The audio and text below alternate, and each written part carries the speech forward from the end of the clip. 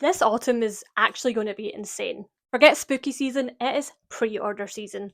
And boy, do I have a lot of pre orders all coming out at the same time. Let's talk about it. I'm going to go through everything I have pre ordered. Lots of it is super popular stuff. And let's maybe make some predictions along the way. I haven't given this any thought, so whatever I say next is just spur of the moment what I think.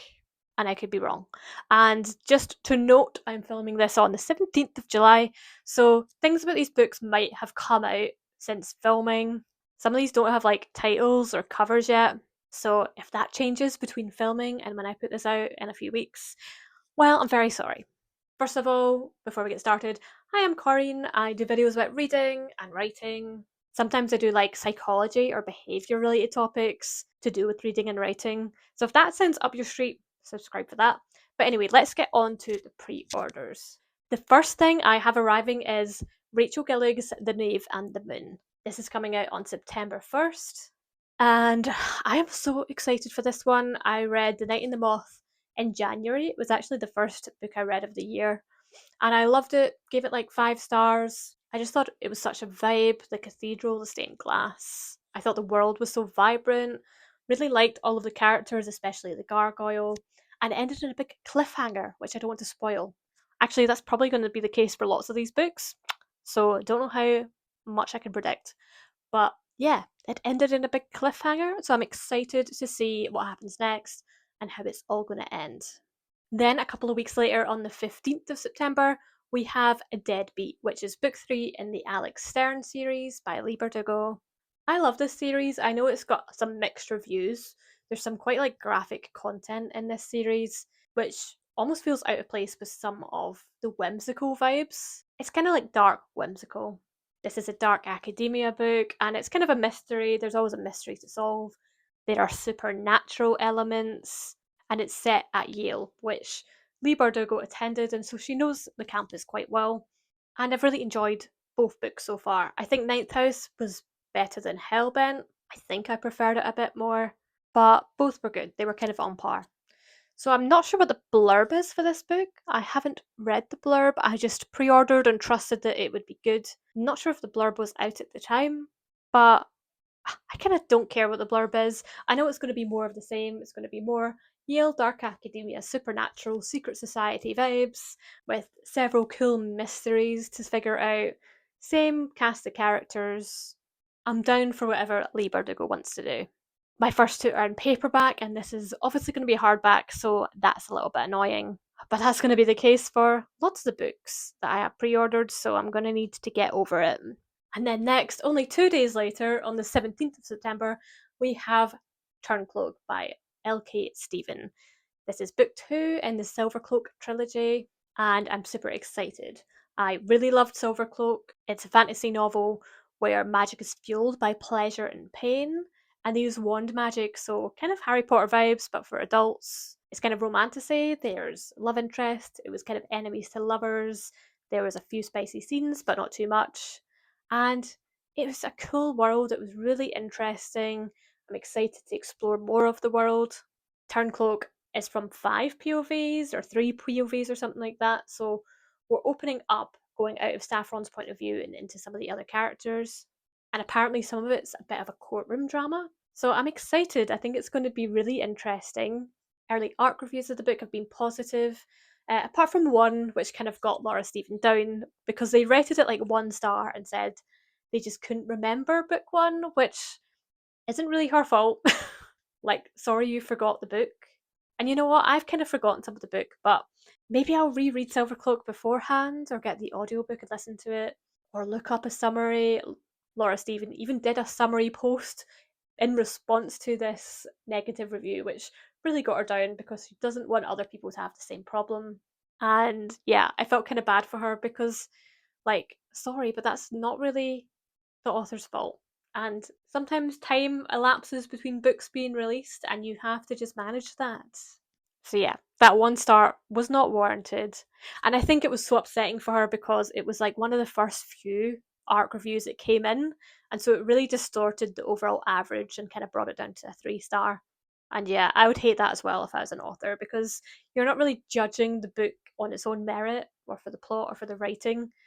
you're just judging it by your own flaw, your own memory, which you could have rectified. So, yeah, anyway, run over, let's move on.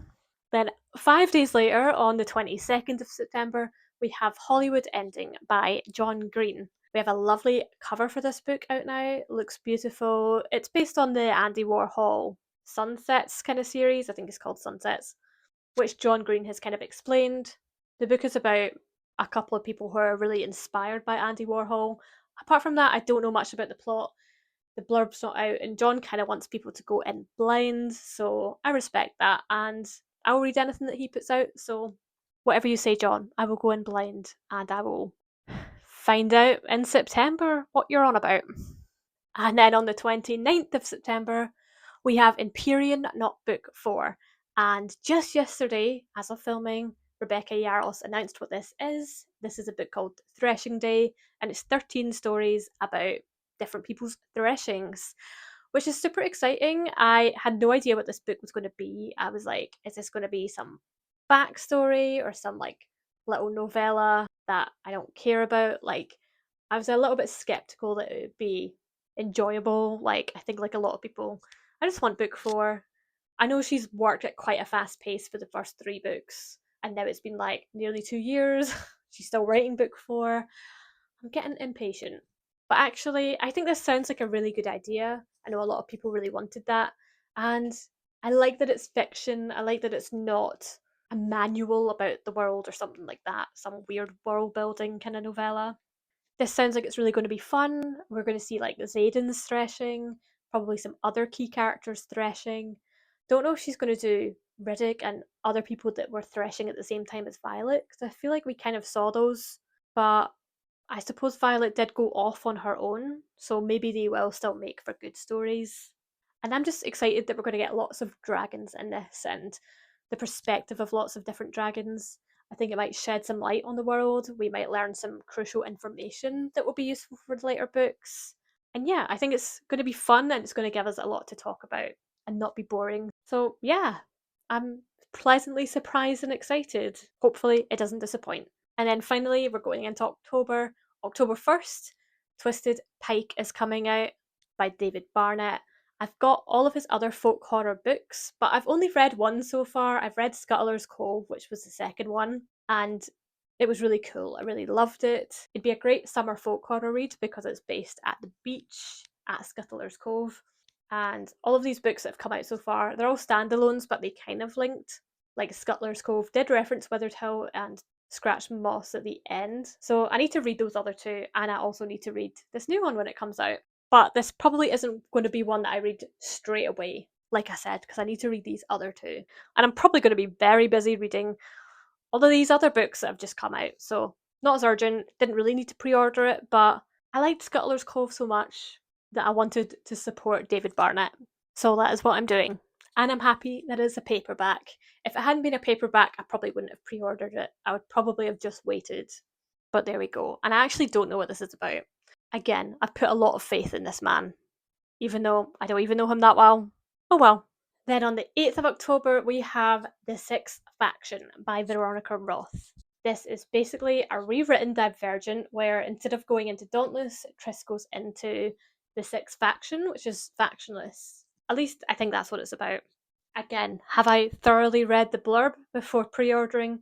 No, because Divergent is kind of a classic. It's got its flaws, absolutely, which Veronica Roth agrees with, and this is why she is giving it another go, because she's grown up, she's developed a lot as a writer, and there's things she wants to do differently. Kind of like she's doing like fan fiction of her own work, and I'm here for it. I think that's so cool. So I definitely wanted to give this a read, even though I wasn't like the biggest fan of Divergent. It's nowhere close to the Hunger Games. But maybe this will outperform the original series and I'll like it a bit better. And to be honest, like most of my problems with Divergent are in hindsight. When I was like a teenager and read it initially, I had a lot of fun and I did really like it. But we don't talk about Allegiant. That was trash. And then I didn't realise, and I haven't pre ordered it, but there's actually a book 2 of The Sixth Faction. Don't think it's got a title yet, but that's actually coming out on the 11th of February 2027. So not long. I'll see what I think of The Sixth Faction and then maybe pre order that as well. I probably will read it, let's be honest. I write dystopia, so it's kind of essential homework for me to read all of the key dystopians and especially all of the new releases. And it's also great that she's doing this from a personal standpoint because it brings dystopia back and it's going to make it easier for me to sell my book when it's finally ready to be sold. So that's great. And then it's the big one, ACOTAR 6, on the 27th of October.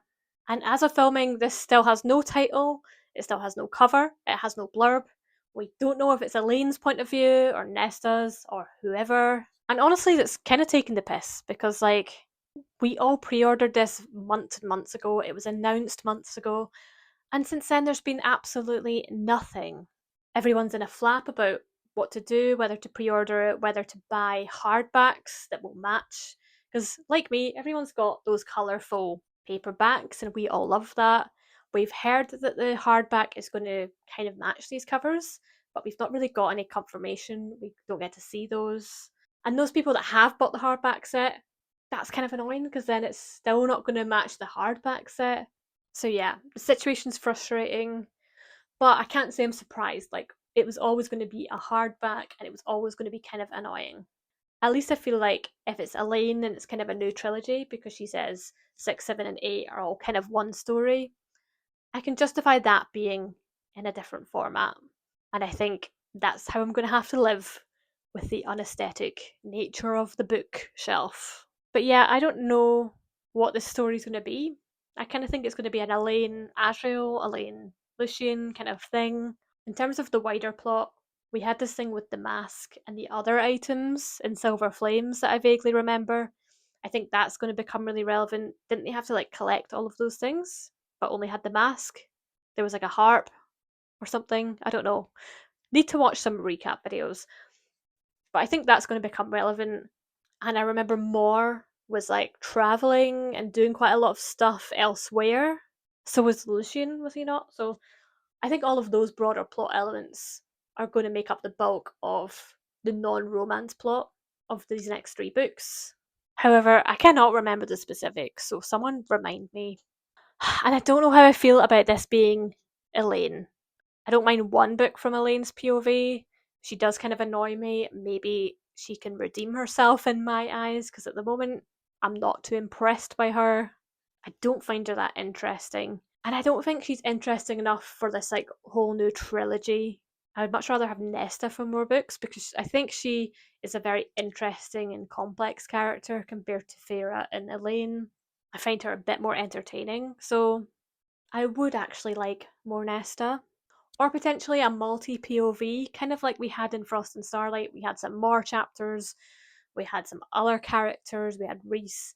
Let's expand and maybe grow the world. And you know what? I think that kind of makes sense. I think she might do that, at least for one of the books in this trilogy. We shall see. Maybe you guys already know if some details have come out since I filmed this. And then in the 12th of January, we have ACOTAR 7. This is going to be much thicker than ACOTAR 6. And I'm quite excited that we're getting them close together because it's going to build quite a lot of momentum. And I'm pretty sure she said in that Call Her Daddy interview that 8 was going to be kind of short, or 8 was going to tie up the story from 6 and 7. And it was kind of like part 1 in book 6, part 2 and 3 in book 7, and then part 4 in book 8. So that's interesting. It just shows you that when you're like big enough and you sell well enough, you can kind of just do what you want, and your publisher will be like, yeah, go for it.